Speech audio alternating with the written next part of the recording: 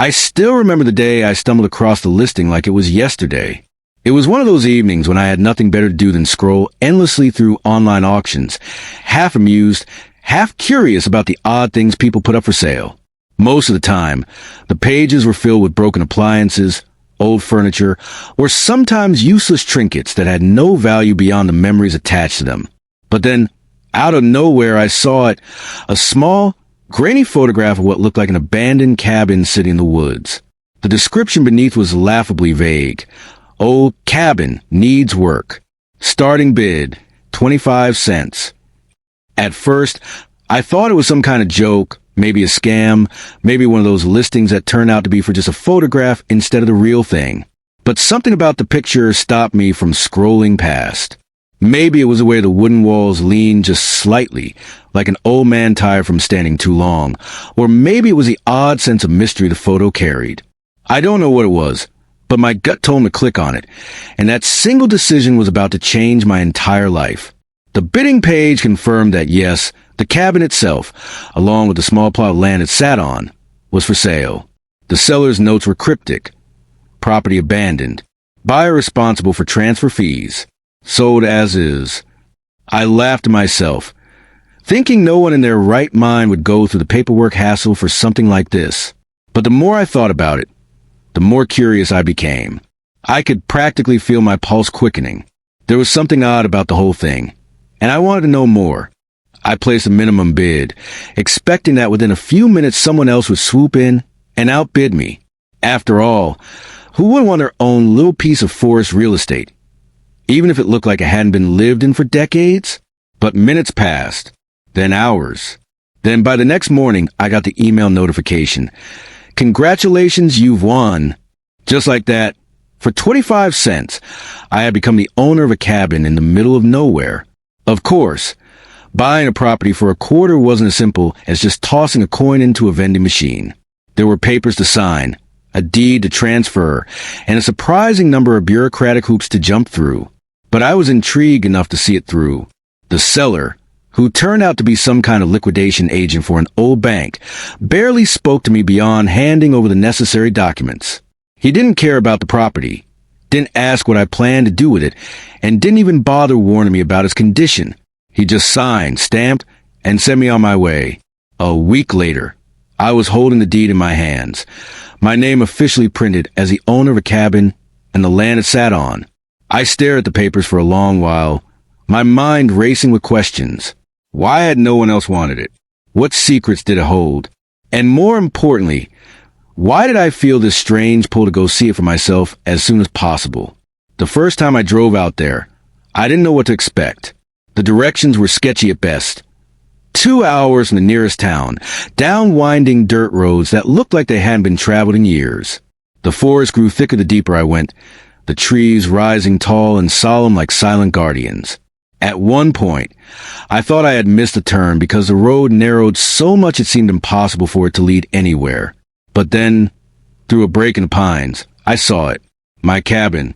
It was smaller than I imagined, tucked away like a secret the world had forgotten. The roof sagged in places, moss growing thick along the edges. The windows were cracked, and the front steps groaned as I set my weight on them. But despite all that, I felt a strange sense of pride. This place was mine. For 25 cents, I had bought a piece of solitude, a piece of history, a piece of something no one else had bothered to claim. Walking inside, the air smelled of dust, wood, and something faintly sweet, like the lingering memory of pine sap. The floorboards creaked and sunlight filtered through the cracks in the walls, casting stripes of light across the room. There wasn't much inside. A broken chair, a table missing a leg, and a wood-burning stove that looked like it hadn't been used in decades. Still, I couldn't shake the feeling that the cabin had a story. Places like this don't just sit forgotten without reason. I ran my hand along the walls, feeling the rough texture of the wood, and I knew instantly that I couldn't just leave it as it was. I wanted to restore it, breathe life back into it, turn it into something more than a relic of the past. At that moment, I wasn't just a guy who had accidentally bought a shack for 25 cents. I was a man with a project, a purpose, maybe even a future I hadn't seen coming. Over the following weeks, I made the cabin my second home. every spare hour I had outside of work. I drove up there with supplies, lumber, nails, tools, anything I could get my hands on. I replaced the windows, patched the roof, and reinforced the foundation. It wasn't easy. The place fought me every step of the way, like it wanted to test if I truly deserved it. Some nights, I stayed so late, I ended up sleeping on the floor in a sleeping bag, staring at the ceiling and listening to the sounds of forest outside. At first, it was unsettling. The cries of owls, the rustle of animals in the underbrush, the way the wind howled through the trees. But after a while, it became comforting. The silence of the woods was unlike anything I'd ever experienced in the city. It was deep, calming, almost sacred. I started to feel like the cabin, and I were getting to know each other, like it was revealing itself to me piece by piece. Word started to spread among my friends and co-workers that I had bought a cabin for less than the price of a gumball. At first, everyone thought I was crazy. They laughed, joked about how I had probably bought myself a haunted shack or a pile of firewood. But when I showed them pictures of the work I was doing, their tune began to change. Some even offered come help, though most of the time I preferred to work alone. The solitude became addictive. Every nail I hammered, every board I replaced, made me feel more connected to the place. It was like the cabin was mine not just on paper, but in spirit too. And with each passing week, it grew less like a forgotten ruin and more like a real home. What I didn't know then was that the cabin had a value far beyond what I could have ever imagined. At that point, it was still just a passion project, a personal sanctuary away from the noise of life. But life has a way of surprising you, of turning ordinary choices into extraordinary consequences. And soon enough, the world outside would take notice of what I had discovered, and everything I thought I knew about that cabin and myself would be tested in ways I could never have predicted. As the weeks turned into months, the cabin began to transform before my eyes. What once looked like a weathered shack on the verge of collapse now stood straighter, prouder, almost alive with renewed strength. I replaced the sagging roof with sturdy shingles, painted the walls with a fresh coat of protective stain, and reinforced the deck so it could hold not just my weight, but maybe one day a gathering of friends. I installed solar panels, not just for convenience, but because I wanted the place to feel self-sufficient, untethered from the world that always demanded bills, fees, and obligations. The cabin became more than just a side project. It became an obsession. Every nail I hammered felt like I was writing a line in my own story, a story where I wasn't just drifting through life, but actually building something with my hands. I often worked until my muscles ached, my fingers blistered, and sweat poured down my back, but it was worth it. When I stepped back and saw the cabin standing there, resilient against the wilderness, I felt proud in a way I hadn't felt in years. I didn't talk much about the deeper reasons behind why I poured so much of myself into that cabin, but the truth was, I needed it. My life before that moment had felt like it was spiraling into monotony. I worked a job that paid the bills, but left my soul empty. I lived in a small apartment in the city, surrounded by noise, strangers, and deadlines that meant nothing. I had friends, sure, but most were as lost as I was, chasing distractions rather than dreams. The cabin became my escape, my way of carving out a space where the world couldn't touch me. For the first time in years, I felt like I was in control of something. Out there in the silence of the forest, it was just me, the wood, the tools, and the steady rhythm of progress. Every improvement reminded me that change was possible, that beauty could rise out of neglect, that life could hold more than what I'd settled for. It wasn't long before I started spending entire weekends at the cabin, bringing along books, supplies, and even teaching myself to cook the old wood stove after I repaired it. The days were long but fulfilling. I'd wake up to sunlight streaming through the newly cleaned windows, brew coffee in an old percolator I found at a thrift shop, and sit on the porch listening to the forest wake up. The mornings smelled of pine and damp earth. The afternoons were filled with the hum of insects and the distant rustle of deer moving through the underbrush. And the nights were magic. I would lie on my back outside, staring up at a sky so full of stars it made the city feel like another world entirely. I realized then that the cabin wasn't just a project. It was freedom, peace, and purpose rolled into one. I didn't know it yet, but that freedom was about to take on an entirely new meaning once the world discovered what I had stumbled onto. One evening, While digging around the base of the cabin to inspect the foundation, my shovel struck something hard. At first, I thought it was just another rock, but when I cleared the soil away, I found the edge of a metal box. My pulse quickened as I dug deeper, pulling it free from the earth. It was old, rusted, and heavy. I dragged it onto the porch, wiped the dirt away, and pried it open with a crowbar. Inside, wrapped in decayed cloth and crumbling paper, were objects that didn't belong to any ordinary abandoned shack. There were gold coins, their surfaces dull with age, but still unmistakably valuable. There were maps, hand-drawn, showing sections of the land I hadn't yet explored, marked with strange symbols. And there were documents, legal papers, handwritten letters, and what appeared to be a journal. My heart raced as I spread everything out on the table, realizing I had uncovered something far bigger than I had anticipated. This wasn't just a cabin. This was a gateway to a forgotten history. The journal was the most fascinating piece. Its leather cover was worn, its pages yellowed with time, but the handwriting was surprisingly legible. It told the story of a man named Elias Whitaker, who had lived in a cabin more than a century ago. According to his entries, he had been part of a group of settlers who discovered veins of gold in the nearby hills. Afraid of outsiders stealing their claim, they kept it secret, hiding their findings and leaving behind coded maps to protect what they couldn't carry. The more I read, the clearer it became that the land beneath and around my cabin held untapped wealth. Wealth that had been forgotten, waiting for someone reckless or lucky enough to stumble upon it. That night, I couldn't sleep. I sat up with a journal in my lap, the weight of the gold coins heavy in my pocket, my mind spinning with possibilities. For 25 cents, I hadn't just bought a cabin. I had bought a fortune. Over the next few weeks, I became consumed by what I had found. I followed the maps, hiking deep into the forest, marking trees with chalk as I traced the paths Elias had drawn more than 100 years ago. Some led me to collapsed mine shafts, half hidden by brush and earth. Others led me to nothing at all, but still, I pressed on. And then one afternoon, I found it, a cave opening covered by decades of fallen branches and moss. Inside, the walls glittered faintly under the beam of my flashlight. My chest tightened as I chipped away at the rock and revealed veins of gold shining like fire in the darkness. I couldn't believe it. I, a man who had spent years feeling invisible in the grind of ordinary life, was now standing at the edge of unimaginable wealth. It was overwhelming, exhilarating, and terrifying all at once. I told no one. I knew if word got out, my life would never be the same. For now, it was my secret, my discovery, and my destiny.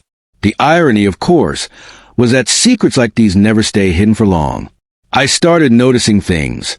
Footprints near the cabin that weren't mine, the distant hum of vehicles on roads that should have been empty, the sensation of being watched as I worked.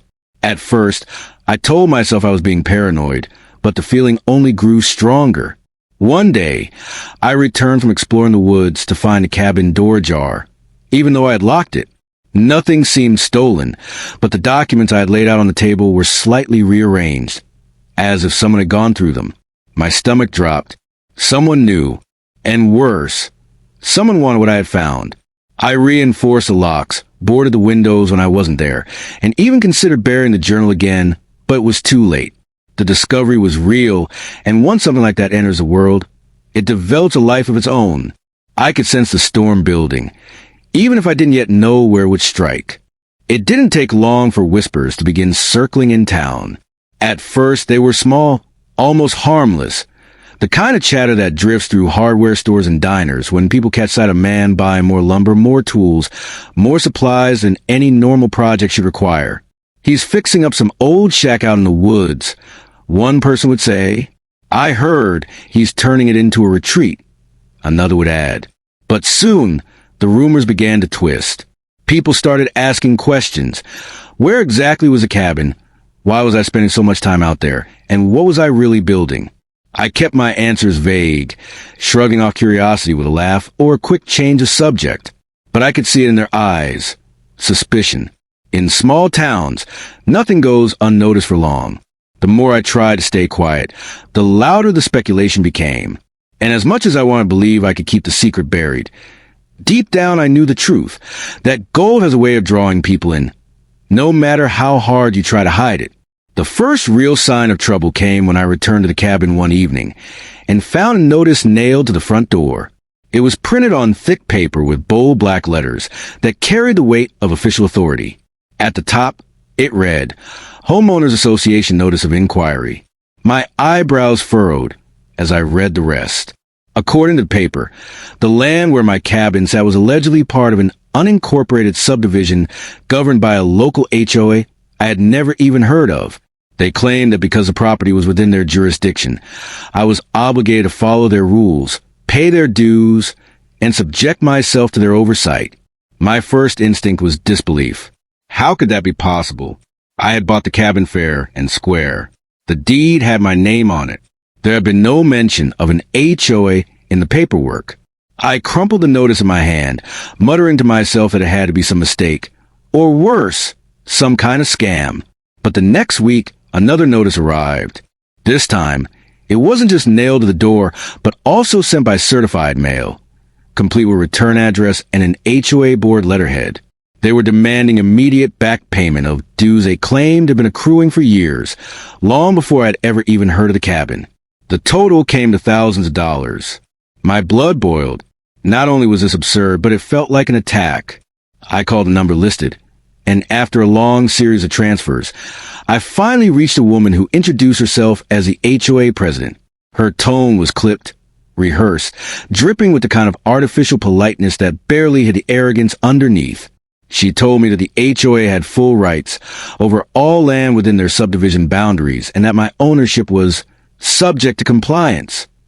When I pushed back, pointing out that the deed made no mention of such restrictions, she simply repeated the same lines, like a robot programmed to gaslight me into submission. By the time the call ended, I was shaking with anger. It was clear they weren't going to back down. They wanted my land, my cabin, maybe even the fortune I had stumbled onto. I knew then that this wasn't about dues or rules. This was about control. Someone, somewhere had caught wind of what I found, or at least suspected that something valuable lay hidden on my property. The HOA was just a weapon they were using to come after it. And yet, what could I do? I was just one man against an organization with lawyers, money, and influence. Still, I wasn't about to roll over. I doubled down on my work at the cabin, reinforcing the doors, securing the windows, even installing cameras that fed live footage back to my phone. I started documenting everything, photographing the notices, recording phone calls, and filing copies of the deed with multiple offices just in case anything disappeared. The cabin had gone from being my sanctuary to being my fortress. I couldn't shake the feeling that I was preparing for war, and in a way, it wasn't just about gold anymore. It was about protecting what was mine, about not letting anyone strip away the one thing I had built with my own hands. The harassment escalated quickly. I began receiving letters every week, each one more threatening than the last. They claimed I was in violation of HOA bylaws, that I owed mounting fines, that they had the authority to seize my property if I didn't comply. Once, I returned to the cabin to find a bright orange sticker plastered across the door declaring condemned by HOA order, though they had no actual jurisdiction to enforce such a thing. Another time, I discovered tire tracks leading up to the cabin, deep grooves in the mud that suggested multiple vehicles had been there while I was away. Inside, I found subtle signs that someone had been snooping. Papers moved, a drawer left half open, a faint boot print on the dusty floor. They weren't even trying to hide it anymore. Whoever was behind this wanted me to know they were watching, that they could invade my space whenever they pleased. The intimidation was suffocating, but beneath the fear, my resolve only hardened. They had underestimated me. They thought I would fold, but they were wrong. This was my cabin, my land, and no manufactured HOA was going to steal it out from under me. At night, lie awake in the cabin, I thought often about Elias Whitaker and the journal I had found. He had lived here, hidden here, protected his fortune against the greed of the world. And now, a century later, I felt like I was walking his footsteps, facing the same enemy dressed in modern clothing. Lawyers, boards, and bureaucrats instead of claim jumpers and outlaws. The parallels weren't lost on me. It was almost as if the cabin itself had chosen me, passed its legacy onto me, demanding that I stand my ground just as Elias had. And though the weight of what I was up against pressed down heavy on my shoulders, I felt a fire inside me that refused to die. They could send their notices, their threats, their thugs in suits. Let them come. I had survived the emptiness of a life without purpose, and I wasn't about to surrender now that I had finally found something worth fighting for. The fight with the HOA became the defining battle of my life. Every day seemed to bring a new confrontation, a new letter, a new attempt to intimidate me into surrendering the land. It reached a point where my mailbox in the city overflowed with envelopes stamped in bold red letters. Final notice. Urgent. Demand for payment. At first, I tore them up and tossed them in the trash. But when the letters escalated into threats of foreclosure and seizure of property, I knew I couldn't ignore them anymore. I took everything to a lawyer, an older man named Harris who had a reputation in town for being as stubborn as a mule and twice as tough. He read the letters, looked over my deed, and leaned back in his chair with a slow, amused smile. "They don't have a leg to stand on," he said, tapping the deed with his finger. "This HOA has tried to pull a fast one on you. I've seen stunts like this before. They count on fear and ignorance to make people cave. But if you're willing to fight, you've got the law on your side." His confidence gave me hope, but he warned me that it wouldn't be easy. "They'll drag this out, bury you in paperwork, bleed you dry if they can. You need to decide if you got the stomach for a long war." I didn't hesitate. I told him I wasn't just willing. I was ready. The first court hearing was surreal. I walked into the county courthouse with Harris at my side, clutching a folder full of documents, while across the aisle sat a team of HOA representatives in suits, their faces smug and polished like they had already won. They spoke in circles, using legal jargon designed to confuse and overwhelm, but Harris cut through their arguments with surgical precision. He pointed out that my deed contained no mention of HOA oversight, no covenants, no restrictions, no agreements binding me to their authority. He produced maps showing that the so-called subdivision was a patchwork of abandoned land with no legitimate claims. He exposed their threats for what they were, baseless intimidation. The judge listened quietly, occasionally raising an eyebrow at the HOA's increasingly desperate arguments. By the end of the hearing, it was clear to everyone in the room that the HOA had no lawful claim. The judge dismissed their demand for dues outright. It felt like a victory, but Harris warned me afterward not to celebrate too soon. "They'll be back," he said. "People like this don't quit just because the law tells them no. If there's money to be made, they'll keep coming until they find another angle." And he was right. Within weeks, the HOA returned with a new strategy. This time, they claimed that the cabin itself was a public nuisance and posed safety hazards to the surrounding area. They filed petitions demanding that the county condemn the structure, citing everything from fire risk to environmental concerns. It was laughable. My cabin was sturdier than half the homes in town by now, but it forced me back into hearings, meetings, and endless arguments with officials who seemed more interested in avoiding conflict than upholding justice. The HOA brought photographs of the cabin taken without my permission, evidence clearly obtained by trespassing. They hired so-called experts to declare that the land was unsuitable for habitation, even though I had been living there part-time without issue. Every claim they made was flimsy, but each one required me to fight, to prove them wrong, to spend money on counter-experts and legal filings. It was a war of attrition, and they were betting I would eventually exhaust myself and give up, but they underestimated how much the cabin meant to me. This wasn't just about money. This was about my home, my freedom, and the legacy I had uncovered beneath its floorboards. Meanwhile, the gold weighed heavily on my conscience. I had kept my discovery hidden from almost everyone, but secrecy came at a cost. Every time I drove out to the cabin, I wondered if I was being followed. Every time I hiked into the woods to check the cave, I half expected to find strangers digging where I had once stood alone. The journal of Elias Whitaker became both my guide and my burden. In his pages, I found not only instructions but warnings. He wrote about betrayal, about how greed turned neighbors into enemies, about how even the strongest bonds could break under the weight of gold. Reading his words, I felt as though he were speaking directly to me across the span of a century, urging me to guard the secret, to trust no one, to protect the land no matter the cost. And yet, I couldn't silence the voice in my head that whispered about what the goal could mean: security, freedom from debt, the power to build something greater than a cabin in the woods. I wrestled with temptation and fear, knowing that every choice I made carried consequences not just for me, but for the future of the land itself. The breaking point came one summer afternoon when I arrived at the cabin to find the HOA had crossed a line I never imagined they would dare. A bulldozer sat parked at the edge of my property, its massive blade pointed toward my home like a weapon. Several men in reflective vests stood nearby, clipboards in hand, while a man in a suit barked orders. My stomach dropped. I raced forward, shouting, demanding to know what they thought they were doing. The man in the suit introduced himself as a compliance officer for the HOA and announced that they were there to begin demolition under an emergency safety order. I laughed in disbelief, my voice shaking with rage. "You have no authority here," I shouted. "This is my land, my cabin, and you're trespassing." They tried to wave papers in my face, but I tore them out of their hands and shredded them on the spot. Harris had been right. They wouldn't stop until they had bulldozed me into the ground, literally. That day, I stood in front of the bulldozer, refusing to move, daring them to try. For hours, we were locked in a standoff until the sheriff arrived. To my relief, he sided with me, ordering the men to leave and warning the HOA that they had no legal grounds for their actions. But as the bulldozer rumbled away, I knew this was only a temporary reprieve. They had shown me their hand. They wanted the cabin gone, and they would stop at nothing to achieve it. After that day, I realized the fight was no longer just defensive.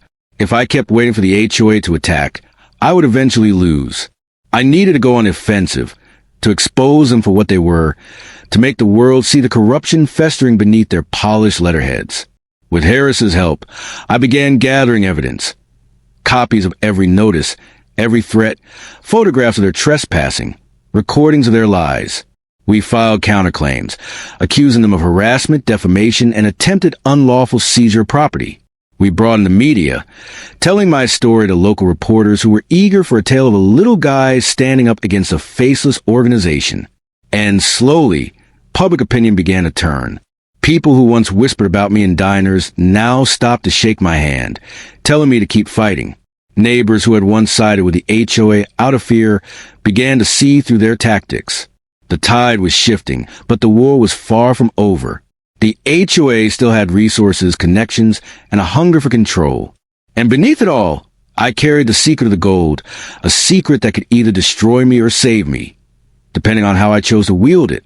The final chapter of my battle with the HOA came like a storm, sudden and overwhelming, but it had been building for months.